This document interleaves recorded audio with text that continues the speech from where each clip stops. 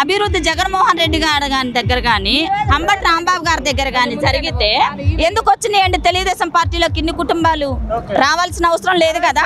ఏం అభివృద్ధి చేసావు నువ్వు? సత్తెనపల్లికి పలానా అభివృద్ధి చేశానని చెప్పండి. కోడెల హయాంలో ఎంత అభివృద్ధి జరిగింది? అంబటి రాంబాబు గారి హయాంలో ఎంత అభివృద్ధి జరిగింది? జరగలేదు. జరిగితే అండి లోపల ఎందుకు దాక్కుంటున్నాడు? గడప గడప ప్రోగ్రాం చేస్తాం. మహిళలు ఎందుకు ఎగబడ్డారు? ఇళ్లలోకి వచ్చినప్పుడు గడప గడప ప్రోగ్రాం చేసావు, ఎందుకు మహిళలు ఎగబడ్డారు? నువ్వు కరెక్ట్ గా చేసినప్పుడు ఎగబడాల్సిన అవసరం లేదు. చెయ్యెత్తి దండం పెడతారు. ఎందుకని పెట్లా మొత్తం ఊరూరు మీద వచ్చి పడింది. అంబటి రాంబాబు గారు ఇలా విలేజ్ లోకి వస్తే ఊరూరు వచ్చి మీద పడింది. ఎందుకని? కన్నా లక్ష్మీనారాయణ గారు తొండపిలో ప్రోగ్రాం చేస్తుంటే వచ్చే వైసీపీ మూకలు రాళ్లు వేసేసి గందరగోళం చేశారు. ఆ రోజు ఎందుకు చెప్పుకోలేకపోయావు? జగన్మోహన్ రెడ్డి గారు కానీ అంబటి రాంబాబు గారు కానీ మీరు ఇది తప్పు అని ఎందుకు ఖండించలేకపోయారు? ఖండిస్తే మీ ప్రభుత్వంలో ఇంకా జనం వచ్చేవాళ్ళేమో, ఎందుకు రాలేకపోయారు? ఆ రోజు వచ్చేవాళ్ళు కదా. అంటే రాంబాబు గారు ప్రెస్ మీట్లకే పరిమితం అయ్యారు, అభివృద్ధికి పరిమితం కాలేదండి. జనవనరుల శాఖ మంత్రి అని చెప్పేసి ఇచ్చారు. పొలాలలో నీరు ఎంత వస్తుందో తెలుసా? ఎకరానికి ఎంత నీరు పెట్టాలో తెలుసా? రైతు పంట పండించాడు. ఆ పంట పండించిన దానికి పంట ఎంత నష్టపోయాడో తెలుస్తుందా? ఎందుకు నువ్వు జనవనరుల శాఖ మంత్రి అయ్యావు? ఎందుకు పనికొచ్చావు నువ్వు? రైతులకి ఏమైనా పనికొచ్చావా? మద్దతు ధర ఇచ్చావా? నేను అదేమంటే నేను వైసీపీ నేను అందరికీ చేస్తున్నాను అన్నాడు.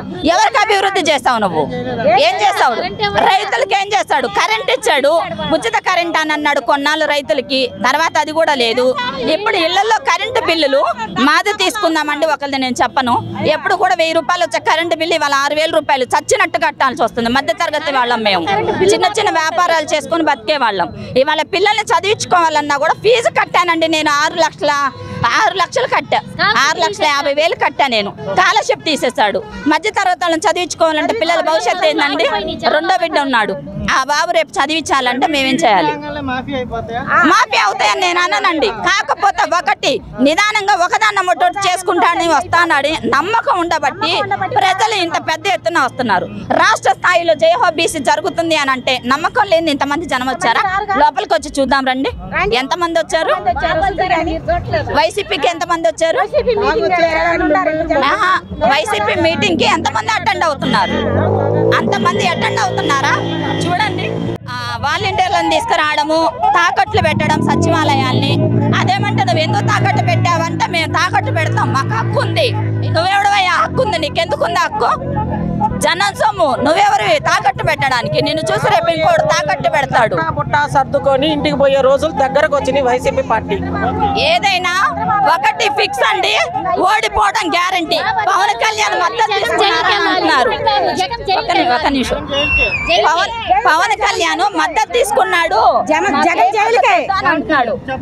పవన్ కళ్యాణ్ గారు చాలా మంచి వాళ్ళు కాబట్టి మేమందరం మహిళలు అందరం బయటకు వచ్చేసాము. ఇలా అన్ని మీటింగుల్లో అందరూ ఎక్కడ సభల్లో కూడా ఇంత పెద్ద ఎత్తున మహిళలు కానీ మొత్తం ఎవరు రాలేదు. పవన్ కళ్యాణ్ 4 పెళ్లిళ్ళు చేసుకున్నాడు. లేదు, 4 కాదండి. ఆయన టాలెంట్ ఉంది. 4 కాదు, 5 ఆయన చేసుకుంటారు. చేసుకుంటే ఆయన టాలెంట్ చూపిస్తారు. ఆయన టాలెంట్ ఉంది, పోషించే టాలెంట్ ఉంది. ఆయన పోషించే టాలెంట్ ఉండబట్టే చేసుకున్నారు. చేసుకోమని 4 10 చేసుకోమని వాళ్ళని. అలాంటప్పుడు మనం అనకూడదు కదా. ప్రతి మీటింగ్ లో ముఖ్యమంత్రి పెళ్ళాలు అని మాట్లాడుతున్నాడు. అది మార్చుకోమని పదే చెప్తున్నాడు. అయినప్పటికీ కూడా భార్య ఉండి ఆయనకి 3 భార్యలు ఉన్నారని, నాకు లేరని అసూయతో భార్యలు అని చెబుతున్నట్టు. అది ఆయనకి లేడని బాధపడుతున్నట్టున్నాడు. కావాలంటే చేసుకోమనండి ఆయన కూడా. పవన్ కళ్యాణ్ మీద ఎందుకు పట్టవసలు? సెటిల్మెంట్ చేసావు. 4 పెళ్లిళ్ళు చేసుకొని 10 పెళ్లిళ్ళు చేసుకొని ప్రతి ఒక్కరికి వాళ్ళ డబ్బులు ఇచ్చాడుగా. వాళ్ళకి ఏమైనా అన్యాయం చేశాడా? వాళ్ళు ఏమన్నా వచ్చి కేసు పెట్టారా? వాళ్ళు ఏమైనా ఇబ్బంది పెట్టారా? లేదు కదా. మరి అలాంటప్పుడు తన హక్కు నువ్వు కూడా చేసుకో. అవసరం అయితే చాలా రాంగు.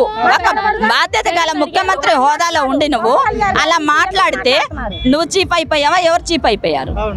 చీప్ అయిపోబట్టే ఓవరాల్ గా పవన్ కళ్యాణ్ గారి గురించి ఏం చెప్తారంటే ఆయన ప్రస్తుతం కరెక్ట్ వేలో ఉన్నారు.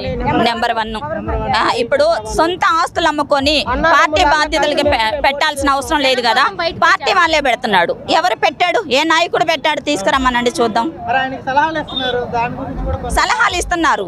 ఇప్పుడు మంచి ఉన్న చోట చెడు కూడా ఉంటదండి. నీకేదో తక్కువ సీట్లు ఇస్తున్నారు, వాళ్ళందరూ ఎక్కువ సీట్లు తీసుకొని వెళ్తున్నారు. నువ్వు సీఎం అవ్వు, నీకెందుకని తక్కువ ఇచ్చారు సీట్లు అన్నని ఇప్పుడు కూడా ఏది ఇచ్చేవాళ్ళు ఉన్నారు. అలా అని బాబు గారు చెప్పింది ఏం అన్యాయం చేయట్లా పవన్ కళ్యాణ్కి. పవన్ కళ్యాణ్ గారు కూడా ఏం చెప్తున్నారు? బాబు గారు నాకు అన్యాయం చేయరు, బాబు గారు నాకు ఇంత ఒటికి ఇచ్చారు, నాకు చాలు, నాకు ఆశ లేదు, జనం కోసం నేను ఏదైనా చేస్తా, పదవిని ఆశించట్లేదు నేను. ఒకటి తెలుగుదేశం గెలిపించాలి, ఇది ఒకటే మా ధ్యేయం. జనానికి న్యాయం చేయాలి, నా చేతనైన న్యాయం నేను చేస్తా. జగన్మోహన్ రెడ్డి పథకాలకి ఆకర్షితులైన మహిళలకి ఈ సందర్భంగా మీరేం చెప్తారు? ఒకటే చెప్తున్నానండి, మోసపోతే తిరుపతి వెళ్ళనవసరంలా, వెళ్ళనవసరంలా. తిరుపతి వెళ్ళి ఎక్కడో వెంకన్నను చూసి రావాల్సిన అవసరం లేదు. ఇవాళ వెంకన్న స్వామికి ఎంత విలువ ఉందండి? అది వరకు ఉన్న పార్టీలు ఎంత విలువ ఉంది? ఇవాళ జగన్మోహన్ రెడ్డి గారు వచ్చినాక ఎంత అవినీతి జరుగుతుంది. నేను వెళ్ళొచ్చానండి, మేము వీడియోలు కూడా పెట్టాను. ఫుడ్ కానీ లడ్డు కానీ ఎక్కడా లేదు, స్మెల్ కానీ ఏమీ లేదు, క్వాలిటీ లేదు ఎక్కడ. మరి అలాంటప్పుడు ఎన్ని కోట్ల ఆదాయం వస్తుందండి? ఎన్ని కోట్ల ఆదాయం వస్తుంది తిరుపతికి? రోజుకు వస్తుంది కోట్ల రూపాయల్లో. నువ్వు ఫుడ్ పెట్టలేవా? ఒక లడ్డు ప్రసాదం ఇవ్వలేవా? హిందువుల మనోభావాలు ఎందుకు దెబ్బతీస్తున్నారు మీరు? మా కన్నా లక్ష్మీనారాయణ గారి జెండానే ఎగరాలి. రాంబాబు ఉంటే ఎంత మెజారిటీ రావచ్చు, ఆయన లేకపోతే ఎంత ఉన్నా జీరో, ఉన్నా జీరో. భారీ మెజార్టీతో కన్నాను గెలిపించుకోవట్లేదండి. అంబటి రాంబాబు గారు ఉంటే పబ్లిక్ గా చెప్తున్నారు జనం, మేము ఆయన్ని ఓటేసి గెలిపించము. పక్కా. ఏడిపోతాడు? రేస్ లోనే ఉన్నాడు. ఏడిపోయాడు? ఓటికి రేస్ లోనే ఉన్నారు. ఎంత రేస్ లో ఉన్నా మా కన్నా గారు వచ్చేదే ఖాయం. ఏంటంటే ఒకటి, ఇవాళ తను చేసిన కృషి ఎవరు చేయట్లేదండి. దాదాపు ఎన్నికల ప్రచారాలు కూడా ముందు నుంచే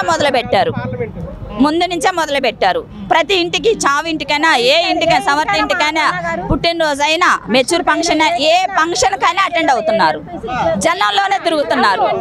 అలాంటప్పుడు అదే మా నమ్మకం. మాకేం జరగలేదండి. మాది సత్తెనపల్లి నియోజకవర్గం. మేము మహాశక్తిని 7 నెలబడి చేస్తున్నామండి.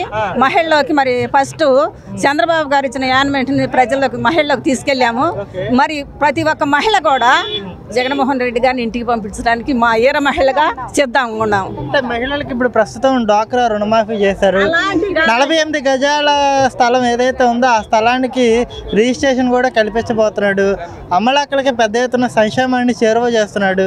ఎవరు కూడా కూతంత కష్టం కూడా రాకుండా గుమ్మం వద్దకే సంక్షేమ పథకాలు అంటున్నాడు కదా. ఇంత ఎత్తున మహిళలకి పెద్ద ఎత్తున మేలు చేసే జగన్మోహన్ రెడ్డిని ఆడ మహిళలు ఎందుకు వదులుకుంటారంటారు? ఇప్పుడు ఎలక్షన్ మూమెంట్ లో చెబుతున్నారు కానీ ఇప్పుడు 5 సంవత్సరాలు బట్టి ఏం చేశారండి? ఏమండి, 5 సంవత్సరాలు చేయగొట్టు కదా మహిళకి ఏదైనా కానీ అభివృద్ధి. 5 సంవత్సరాలు బట్టి చేయొచ్చు. 2 నెలలు ఎలక్షన్ ఉందంగానే చేస్తే చంద్రబాబు గారు ఏం చేశారండి? మరి నెలందానంగా మరి పసుపు కుంకుమ ఇచ్చారు, వేశారండి ప్రజలు. ఎన్ని పథకాలు ఇచ్చినా కానీ జగన్మోహన్ రెడ్డి గారు ఇంటికి పోవటం ఖాయం. 4 ఏళ్లలో లేని అభివృద్ధి మీకు 2 నెలల్లోనే వచ్చిందా? 2 నెలలకే వచ్చింది అభివృద్ధి. ఎలక్షన్ కాడికి ఇస్తున్నారు. 4 సంవత్సరాల నుంచి లేనిది 2 నెలల్లో అభివృద్ధి చేస్తారా? ఎవరైనా కానీ వాలంటీర్లు చేస్తున్నారన్నారు. ఎవరికి ఇస్తున్నారు? ఎవరికి ఇస్తున్నారు? పింఛన్లు ఎక్కడ ఇస్తున్నారు? ఇచ్చే వాళ్ళకి ఇస్తున్నారు, లేని వాళ్ళకి ఎక్కడ ఇస్తున్నారు? మేము మహిళల వల్ల కాదు, జనాల సంక్షేమం గురించి మేము మాట్లాడుతున్నాం.